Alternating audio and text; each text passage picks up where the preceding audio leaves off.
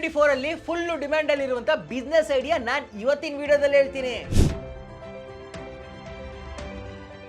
And ಅದರಲ್ಲೂ ಇದು food business ಅಂದ್ರೆ ಗೊತ್ತಲ್ಲ, ಒಳ್ಳೆ ಪ್ರಾಫಿಟ್ನೇ ಮಾಡ್ಬೋದು. ಅದರಲ್ಲೂ ನಾನು ಇವಾಗ ಹೇಳ್ತಿರುವಂತ ಫುಡ್ ಬಿಸ್ನೆಸ್ ಐಡಿಯಾದಲ್ಲಿ ಇನ್ನೂ ಒಳ್ಳೆ ಪ್ರಾಫಿಟೇ ಮಾಡ್ಬೋದು.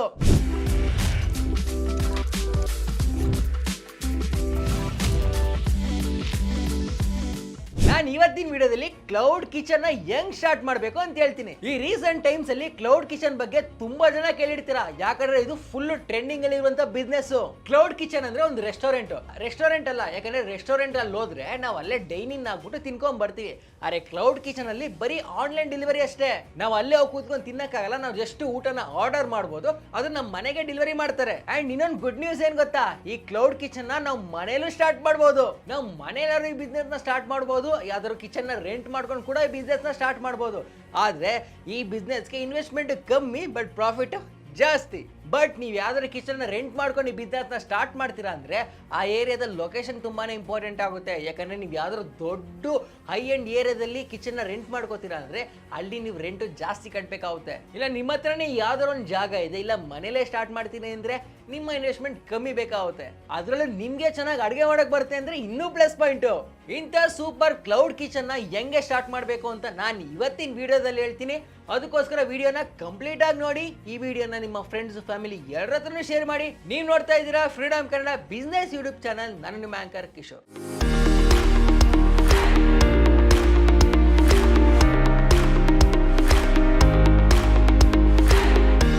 ನಾನು ಅವಾಗಲೇ ಹೇಳಿದ್ನಲ್ಲ, ಈ ಬಿಸ್ನೆಸ್ ನ ಮನೇಲೂ ಸ್ಟಾರ್ಟ್ ಮಾಡಬಹುದು, ಇಲ್ಲಾಂದ್ರೆ ಯಾವ್ದಾದ್ರು ಕಿಚನ್ ನ ರೆಂಟ್ ಮಾಡ್ಕೊಂಡು ಕೂಡ ಸ್ಟಾರ್ಟ್ ಮಾಡಬಹುದು ಅಂತ. ಬಟ್ ನೀವು ಎಲ್ಲೇ ಸ್ಟಾರ್ಟ್ ಮಾಡಿದ್ರು ಗೌರ್ಮೆಂಟ್ ಇಂದ ಕೆಲವೊಂದು ಲೈಸೆನ್ಸ್ ತಗೋಬೇಕು. ಎಸ್ಪೆಷಲಿ ಇದು ಫುಡ್ ಬಿಸ್ನೆಸ್ ಆಗಿರೋದ್ರಿಂದ FSSAI ಲೈಸೆನ್ಸ್ ತಗೋಬೇಕು.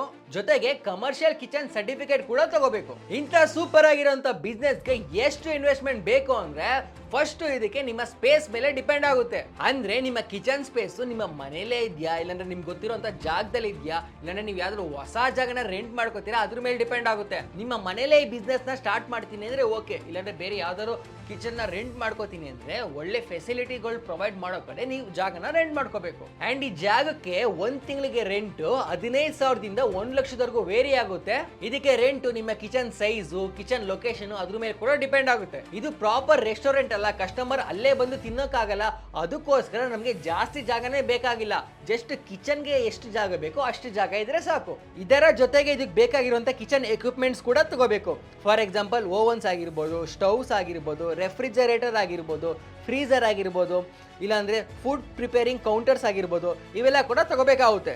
ಇದೆಲ್ಲದಕ್ಕೂ ನಮಗೆ ಆವರೇಜ್ ಆಗಿ 3.5ರಿಂದ 4 ಲಕ್ಷ ರೂಪಾಯಿ ಖರ್ಚಾಗುತ್ತೆ. ನೀವಿನ್ನೂ ಕಮ್ಮಿ ದುಡ್ಡಲ್ಲೂ ಕೂಡ ಇದನ್ನ ತಗೋಬಹುದು. ಇದರ ಜೊತೆಗೆ ಇನ್ವೆಂಟ್ರಿ ಕಾಸ್ಟ್ ಅಂದ್ರೆ ಫುಡ್ ಮತ್ತೆ ಪ್ಯಾಕಿಂಗ್ ಮೆಟೀರಿಯಲ್ಸ್ ಇದೆಲ್ಲದಕ್ಕೂ ಕೂಡ 50,000 ರೂಪಾಯಿ ಖರ್ಚಾಗುತ್ತೆ. ಇದರ ಜೊತೆಗೆ ಮುಖ್ಯವಾಗಿ ನೀವು 2 ಸ್ಟಾಫ್ ನ ಹೈರ್ ಮಾಡ್ಕೋಬೇಕು. ಒಂದು ಹೆಲ್ಪರ್ ಆಗಿರ್ಬೋದು, ಇನ್ನೊಂದು ಪ್ರೊಫೆಷನಲ್ ಶೆಫ್ ಆಗಿರ್ಬೋದು. ಮಾರ್ಕೆಟ್ ಅಲ್ಲಿ 20,000 ರೂಪಾಯಿ ಸಂಬಳನ ಎಕ್ಸ್ಪೆಕ್ಟ್ ಮಾಡ್ತಿರೋಂತ ತುಂಬಾ ಜನ ಸಿಗ್ತಾರೆ, ನೀವು ಅವ್ರನ್ನ ಹೈರ್ ಮಾಡ್ಕೋಬಹುದು. ಅಂಡ್ ಇದಕ್ಕೆ ನೀವು ತುಂಬಾ ರುಚಿಯಾಗಿ ಅಡುಗೆ ಮಾಡುವಂತ ಶೆಫ್ ನ ಹೈರ್ ಮಾಡ್ಕೊಂಡ್ರೆ ನೀವು ಒಳ್ಳೆ ಪ್ರಾಫಿಟ್ ನೇ ಮಾಡಬಹುದು. ಯಾಕಂದ್ರೆ ಜನಕ್ಕೆ ತುಂಬಾ ರುಚಿಯಾಗಿರುವಂತ ಅವ್ರಿಗೆ ಇಷ್ಟ ಆಗುವಂತ ಊಟ ನಿಮ್ ಕಡೆಯಿಂದ ಡೆಲಿವರಿ ಆಗ್ತಾ ಇದೆ ಅಂದ್ರೆ ತುಂಬಾ ಜನ ನಿಮ್ಮ ಫುಡ್ ನ ಆರ್ಡರ್ ಮಾಡ್ತಾರೆ. ಅಂಡ್ ಇದರ ಜೊತೆಗೆ ಮಾರ್ಕೆಟಿಂಗ್ ಗೆ ಕೂಡ ನೀವು ದುಡ್ಡನ್ನ ಖರ್ಚು ಮಾಡಬೇಕಾಗುತ್ತೆ. ಇದು ಕ್ಲೌಡ್ ಕಿಚನ್ ಆಗಿರೋದ್ರಿಂದ ನೀವು online marketing, social media marketing ಅದ್ರ ಮೇಲೆ ಜಾಸ್ತಿ ಕಾನ್ಸಂಟ್ರೇಟ್ ಮಾಡಬೇಕು. ನೀವ್ ಏನಿಲ್ಲ ಅಂದ್ರೆ ಒಂದು ತಿಂಗಳಿಗೆ 5,000 ರೂಪಾಯಿ ಅಂತ ಆನ್ಲೈನ್ ಮಾರ್ಕೆಟಿಂಗ್ ಗೆ ಅಂತಾನೆ ಎತ್ತಿಡಬೇಕು. ಅಂಡ್ ಇದರ ಜೊತೆಗೆ ಗೌರ್ಮೆಂಟ್ ಇಂದ ತಗೋಬೇಕಾಗಿರುವಂತ ಲೈಸೆನ್ಸ್ ನ, ಪರ್ಮಿಷನ್ಸ್ ನ, ಅದೇ ನಾನು ಅವಾಗಲೇ ಹೇಳಿದ್ನಲ್ಲ FSSAI ಮತ್ತೆ ಇನ್ನೊಂದು ಕೆಲವೊಂದು ಸರ್ಟಿಫಿಕೇಟ್ ನ ತಗೋಬೇಕು ಅಂತ, ಇವೆಲ್ಲನೂ ತಗೊಳಕ್ಕೆ ನಿಮ್ಗೆ 2 ಲಕ್ಷದವರೆಗೂ ಖರ್ಚಾಗುತ್ತೆ. ನೀವು ಒಳ್ಳೆ ಜಾಗದಲ್ಲಿ ಕಿಚನ್ ನ ಹೈರ್ ಮಾಡ್ಕೊಂಡ್ರು ಸರಿ, ಇಲ್ಲಾಂದ್ರೆ ನಿಮ್ದೇ ಮನೇಲಿ ಸ್ಟಾರ್ಟ್ ಮಾಡ್ತೀನಿ ಅಂದ್ರೂ ಸರಿ, ಎಲ್ಲ ಚೆನ್ನಾಗಿರುವಂತ ಕಿಚನ್ ಎಕ್ವಿಪ್ಮೆಂಟ್ಸ್ ನ ತಗೊಂಡು ಒಳ್ಳೆ ಹೆಲ್ಪರ್ ನ, ಒಳ್ಳೆ ಶೆಫ್ ನ ಎಲ್ಲ ಹೈರ್ ಮಾಡ್ಕೊಂಡು ಅಂಡ್ ಸೋಷಿಯಲ್ ಮೀಡಿಯಾನ ಯೂಸ್ ಮಾಡ್ಕೊಂಡು ಒಳ್ಳೆ ಮಾರ್ಕೆಟಿಂಗ್ ಏನಾದ್ರು ಮಾಡಿದ್ರೆ ನೀವು ತಿಂಗಳಿಗೆ ಕೈ ತುಂಬಾ ಪ್ರಾಫಿಟ್ ನ ಮಾಡಬಹುದು. ಅಂಡ್ ಇದರ ಜೊತೆಗೆ ಇನ್ನೊಂದು ಮುಖ್ಯವಾದ ಪಾಯಿಂಟ್ ಏನು ಅಂದ್ರೆ ನಿಮ್ಮ ಕ್ಲೌಡ್ ಕಿಚನ್ ನ ಝೊಮ್ಯಾಟೊ ಆಗಿರ್ಬೋದು, ಸ್ವಿಗ್ಗಿ ಆಗಿರ್ಬೋದು, ಇವೆಲ್ಲ ಅಪ್ಲಿಕೇಶನ್ ಅಲ್ಲೂ ಕೂಡ ರಿಜಿಸ್ಟರ್ ಮಾಡ್ಕೋಬೇಕು. ಯಾಕಂದ್ರೆ ಅಲ್ಲಿಂದಲೇ ನಿಮ್ಗೆ ಜಾಸ್ತಿ ಆರ್ಡರ್ಸ್ ಬರೋದು. ನೀವು ರುಚಿಯಾಗಿ ಅಡುಗೆ ಮಾಡೋದ್ರ ಜೊತೆಗೆ ಒಳ್ಳೆ ಬ್ರ್ಯಾಂಡ್ ನೇಮ್ ನ ಕ್ರಿಯೇಟ್ ಮಾಡಬೇಕು. ಒಳ್ಳೆ ಯುನಿಕ್ ಆಗಿರುವಂತ ನೇಮ್ ಇಟ್ಟು ಯುನಿಕ್ ಮಾರ್ಕೆಟಿಂಗ್ ನ ನೀವು ಮಾಡಿದ್ರೆ ತುಂಬಾ ಜನ ನಿಮ್ಮ ಬಿಸ್ನೆಸ್ ಗೆ ಅಟ್ರಾಕ್ಟ್ ಆಗ್ತಾರೆ. ಅಂಡ್ ನೀವು ಎಷ್ಟು ಹೈಜೀನ್ ಆಗಿ ಮಾಡ್ತೀರಾ ಅಂಡ್ ನೀವು ಮಾಡುವಂತ ಕುಕಿಂಗ್ ರೆಸಿಪಿನ ಎಲ್ಲಾನು ಕೂಡ ನಿಮ್ಮ ಸೋಷಿಯಲ್ ಮೀಡಿಯಾ ಅಕೌಂಟ್ಸ್ ಗಳಲ್ಲಿ ಪೋಸ್ಟ್ ಮಾಡ್ತಾ ಇದ್ರೆ ತುಂಬಾ ಜನ ಅದನ್ನ ನೋಡಿ ಇಷ್ಟಪಡ್ತಾರೆ. ಕ್ಲೌಡ್ ಕಿಚನ್ ಗೆ ಪ್ರಾಫಿಟ್ ನೀವು ಹೆಂಗೆ ಮಾರ್ಕೆಟಿಂಗ್ ಮಾಡ್ತೀರಾ ಅದ್ರ ಮೇಲೆ ನಿಂತಿರುತ್ತೆ. ನೀವು ಒಳ್ಳೆ ಮಾರ್ಕೆಟಿಂಗ್ ಏನಾದ್ರು ಮಾಡಿದ್ರೆ ಕೆಲವೇ ತಿಂಗಳಲ್ಲೇ ಒಳ್ಳೆ ಪ್ರಾಫಿಟ್ ನ ಮಾಡಬಹುದು. ಅಂಡ್ ಇದು ಫುಡ್ ಬಿಸ್ನೆಸ್ ಆಗಿರೋದ್ರಿಂದ ಪ್ರಾಫಿಟ್ ಮಾರ್ಜಿನ್ ಕೂಡ ಜಾಸ್ತಿ. ಈ ಕ್ಲೌಡ್ ಕಿಚನ್ ಬಿಸ್ನೆಸ್ ಇಂದ ನೀವು ಆವರೇಜ್ ಆಗಿ 20 to 25% ಪ್ರಾಫಿಟ್ ಮಾರ್ಜಿನ್ ಸಿಗುತ್ತೆ. ಪ್ರಾಫಿಟ್ ಏನೇ ಹೇಳ್ಬಿಟ್ಟೆ, ಆದ್ರೆ ಇದು ಫುಡ್ ಬಿಸ್ನೆಸ್ ಆಗಿರೋದ್ರಿಂದ ಮೇಂಟೆನೆನ್ಸ್ ಕಾಸ್ಟ್ ತುಂಬಾ ಇಂಪಾರ್ಟೆಂಟ್ ಆಗುತ್ತೆ. ಯಾಕಂದ್ರೆ ಫುಡ್ ಬಿಸ್ನೆಸ್ ಅಲ್ಲಿ ನಾವು ಎವ್ರಿ ಡೇ ರಾ ಮೆಟೀರಿಯಲ್ಸ್ ನ ತರಬೇಕಾಗುತ್ತೆ. So every day maintenance cost ನ ಕನ್ಸಿಡರ್ ಮಾಡೋದು ತುಂಬಾನೇ ಇಂಪಾರ್ಟೆಂಟ್. ಅದಕ್ಕೆ ನಾನು ಇವಾಗ ಕಂಪ್ಲೀಟ್ ಆಗಿ ನಿಮ್ಮ ಬಿಸ್ನೆಸ್ ಅಲ್ಲಿ ಒಂದು ತಿಂಗಳಿಗೆ ಏನೇನೆಲ್ಲ ಖರ್ಚು ಬರುತ್ತೆ ಅಂತ ಹೇಳ್ತೀನಿ. ಮೊದಲನೇದಾಗಿ ಈ ಬಿಸ್ನೆಸ್ ಅಲ್ಲಿ ನಿಮಗೆ ಖರ್ಚು ಬರುತ್ತೆ ನಿಮ್ಮ ರೆಂಟ್. ಇಫ್ ಇನ್ ಕೇಸ್ ಈ ಬಿಸ್ನೆಸ್ ನ ನೀವು ಮನೇಲೆ ಸ್ಟಾರ್ಟ್ ಮಾಡ್ತೀರಾ ಈ ಖರ್ಚು ಬರಲ್ಲ. ಬಟ್ ಬೇರೆ ಯಾವ್ದಾದ್ರು ಕಿಚನ್ ಅಲ್ಲೇ ಸ್ಟಾರ್ಟ್ ಮಾಡ್ತಾ ಇದ್ರೆ ಮಿನಿಮಮ್ ಆಗಿ 15,000 ರೂಪಾಯಿ ರೆಂಟ್ ಬರುತ್ತೆ. ಇದರ ಜೊತೆಗೆ ನೀವು ಮಿನಿಮಮ್ 2 ಸ್ಟಾಫ್ ನ ಹೈರ್ ಮಾಡ್ಕೋಬೇಕಾಗುತ್ತೆ.